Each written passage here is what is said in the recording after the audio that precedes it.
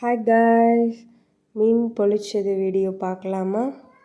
திருவிழாவுக்கு மறுநாள் மீன் திருவிழா. அன்றைக்கி எல்லாருமே மீன், சிக்கன், மட்டன் எல்லாமே வாங்குவாங்க.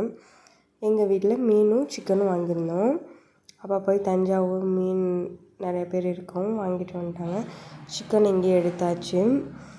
அதில் ஒரு மீன் மட்டும் முழுசாக எடுத்து வச்சுருந்தோம், மீன் பொழிச்சது செய்யலான்னு சொல்லி. அதனால் மீன்லாம் க்ளீன் பண்ணதுக்கப்புறம் மசாலா தடவி வச்சுட்டேன்.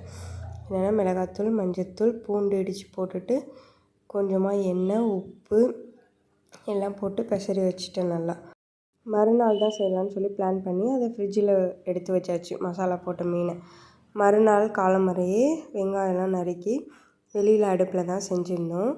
தோசைக்கல் வச்சு ஃபஸ்ட்டு மீனை பொரித்து எடுத்தாச்சு. அதுக்கப்புறமா வெங்காயம், தக்காளி, உப்பு, கொஞ்சம் மிளகாத்தூள், மஞ்சத்தூள், இஞ்சி பூண்டு பேஸ்ட்டு எல்லாம் மசாலா ரெடி பண்ணியிருந்தோம். அதுக்கப்புறம் வாழை இலையை அந்த தீயில் லைட்டாக வாட்டிட்டு அதில் செஞ்சு வச்ச மசாலாவை கொஞ்சம் கீழே வச்சு அதுக்கு மேலே நம்ம பொரித்து வச்ச மீனை வச்சிடணும்.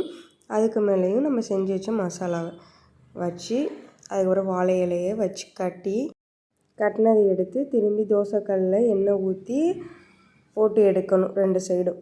அதெல்லாம் இந்த வாழை இலையோட ஃப்ளேவர்லாம் இறங்கி நல்லா டேஸ்டியாக இருக்கும். அப்புறம் என்ன செஞ்ச மீன் பொழிச்சதை எடுத்து வச்சு ஃபேமிலியாக உட்காந்து ஒரு பிடி பிடிச்சாச்சு. ஆனால் என் தம்பி ஒண்டி மிஸ்ஸிங். அவன் மீன் திருவிழா அன்றைக்கே ஊருக்கு கிளம்பிட்டான். நாங்கள் மறுநாள் தான்.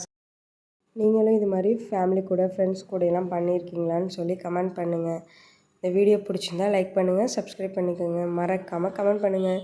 தேங்க்யூ.